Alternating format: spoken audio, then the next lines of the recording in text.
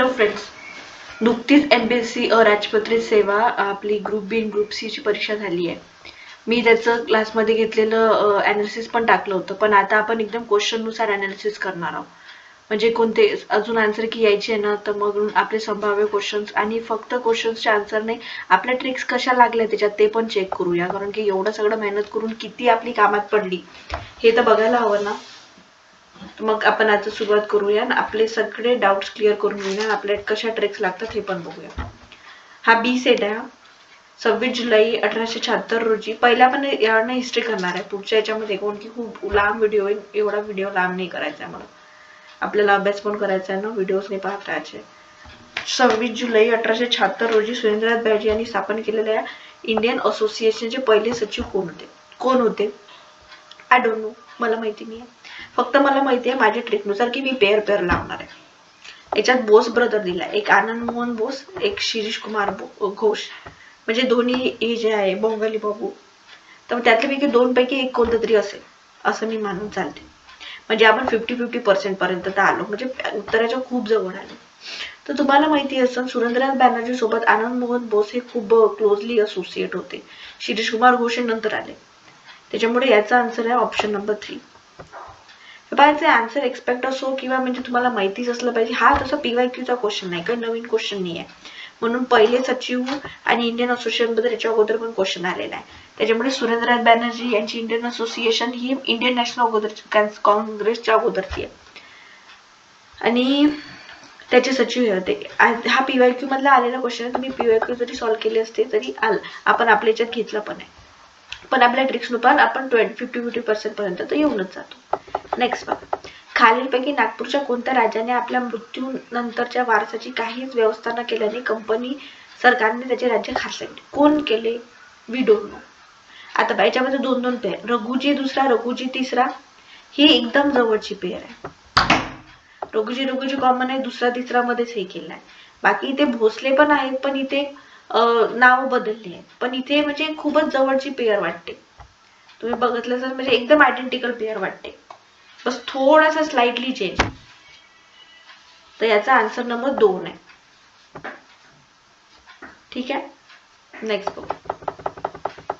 आता याच्याबद्दल ना थोडंसं अँबिग्युटी आहे. काही लोक म्हणतात की मुंबईवालाच आन्सर करेक्ट आहे, कारण की पहिली इंडिजिनियस म्हणजे जे लावली होती सूतकारणी कावजी नानाजींनी, ती पहिली इंडियन होती म्हणून मुंबईतच आहे. काही लोक म्हणतात सगळ्यात पहिले एक सूतकारणी कलकत्त्याला लावली होती, ते पण आहे. त्याच्यामुळे पहिल्या ऑप्शन बद्दल थोडं कन्फ्युज आहे. पण जे नंतरचे जे ऑप्शन आहे बी नंबर स्टेटमेंट, भारतातील पहिली तागाची गिरणी रिहा येते आहे, पहिली सूतगिरणी कावजी नानाजी यांनी सुरू केली होती, हे दोन्ही स्टेटमेंट करेक्ट आहे. त्याच्यामुळे एक तर ABC सोबत जाणार आपण किंवा ABC सोबत, म्हणजे या दोनपैकी एक काही असू शकते. आता आयोगावर डिपेंड करते पहिल्या स्टेटमेंटचं इंटरप्रिटेशन आयोग कसं घेते. नाही तर आपल्याला माहित नसेल तर सारं ऑल ऑफ दिस अबोव्ह म्हणायचं झालं, जास्त काही डोकं फोडत नसायचं नाही, म्हणजे एका तासात एवढा टाइमही नसते.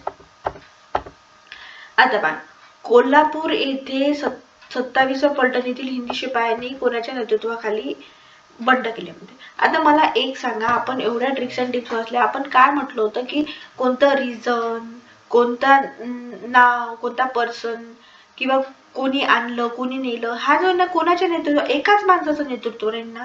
खूप सारे लोक नेतृत्व करील का? नाही. त्याच्यामुळे याच्यामध्ये सिंगल ऑप्शन कोणता आहे? हाच एक सिंगल ऑप्शन आहे जो सांगून राहिला की रामजी शिरसाट यांनी नेतृत्व केलं होतं, ते एकटेच दाखवले. एकदा असाच क्वेश्चन आला होता, मी PYQ मध्ये पण घेतला होता, की उसाचे बेणे कोणी आणले. ते खूप सारे नाव होते, तर कोणी ग्रुपमध्ये जाऊन उसाचे बेणे आणेल का? नाही ना, एकच माणूस आणेल ना. त्याचं जगन्नाथ शंकर शेठ आन्सर होतं आणि तोच एक ऑप्शन होता जो सिंगल ऑप्शन होता शंकर शेठवाला. याच्यातही तसंच हा सिंगल ऑप्शन आहे रामजी शिरसाट यांचा. म्हणजे आपल्याला काय विचारलं, आपल्याला माहिती पण नाहीये, पण ऑप्शन मधून आन्सर काढायचं. प्रत्येक गोष्ट रटायची किंवा खूप अभ्यास करायची हे बुक सोडून द्या. ठीक आहे, नेक्स्ट. हा तर क्वेश्चन PYQ मध्ये बरेच झाले. झाशीची राणी म्हणजे सर्व बंड्यांमधील एकमेव पुरुष, हे कोणी म्हटलंय? जो झाशीवर आक्रमण करेल तोच म्हणेल की हो, हा कॅम्बेल तर इथे होता, कानपूरला होता, हा सॉरसट वगैरे हे दिल्लीच्या एरियामध्ये होते, ह्यू रोज जो होता तो होता झाशीमध्ये, आणि त्यांनीच असं म्हटलं. त्याच्यामुळे ऑप्शन नंबर 3. आता बघा, नेक्स्ट बघा, 27 जुलै 1899 रोजी लंडन येथे राष्ट्रीय काँग्रेसच्या ब्रिटिश इंडिया कमिटीच्या स्थापनेमध्ये खालीलपैकी कोणत्या व्यक्ती होत्या? तर कोणत्या व्यक्ती होत्या? मी तुम्हाला काय म्हटलं, ब्रिटिश इंडिया म्हणजे फॉरेन वाला कार्यक्रम आला, त्याच्यामध्ये दादाभाई नौरोजी आणि बंकिमचंद्र बक्षी तर राहतीलच. काऊन की ते कसे होते, ते इंडियन बाय बर्थ होते, पण पूर्ण ब्रिटिश एटिकेट्स ब्रिटिश याच्यामध्ये त्यांचं सगळ्यात जास्त हे होतं. म्हणजे बंकिमचंद्र बक्षींना तर म्हणायचं की एकदम पायापासून तर ते डोक्याच्या केसापर्यंत ते ब्रिटिशच आहेत. म्हणून बंकिमचंद्र बनर्जी आणि दादाभाई नौरोजी तर आले. म्हणजे क ऑप्शन जिथे नाही आहे ते काढून टाका, म्हणजे हा ऑप्शन गेला.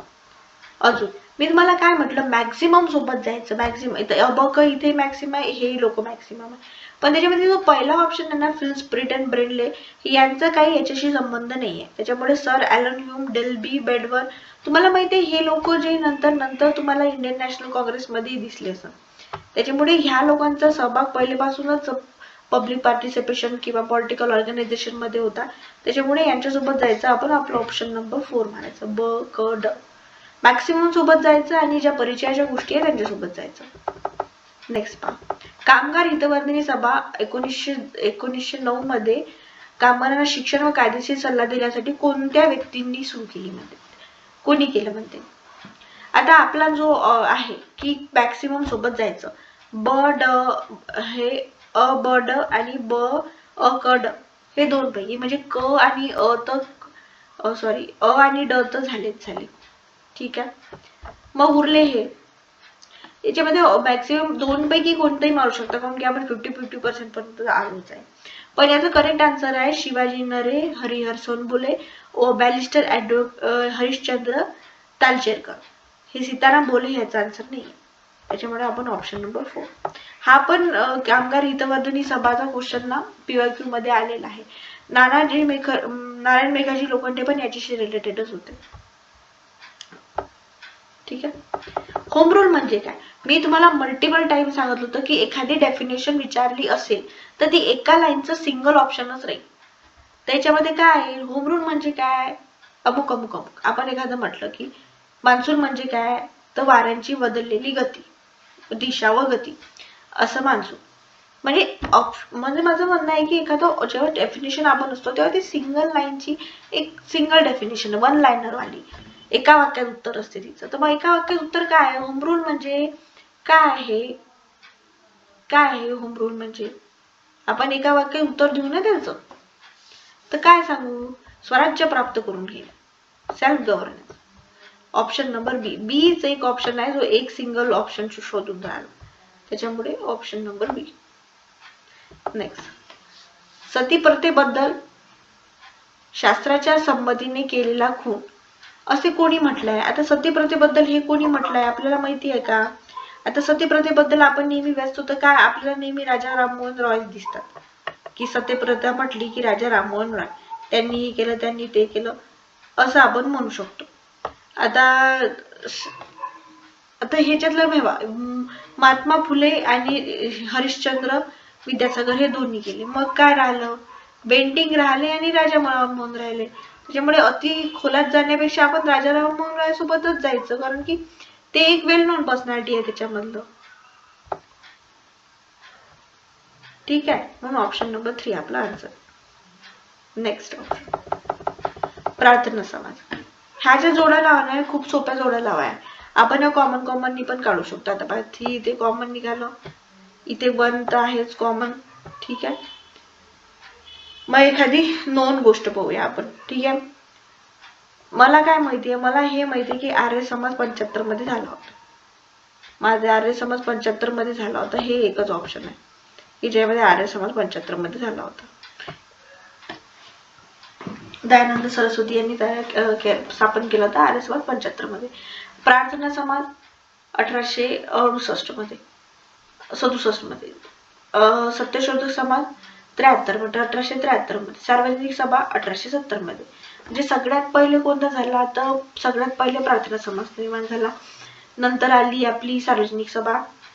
ठीक आहे, नंतर सार्वजनिक सभा आली, नंतर सत्यशोधक समाज आला, सगळ्यात शेवटी आर्य समाज आला.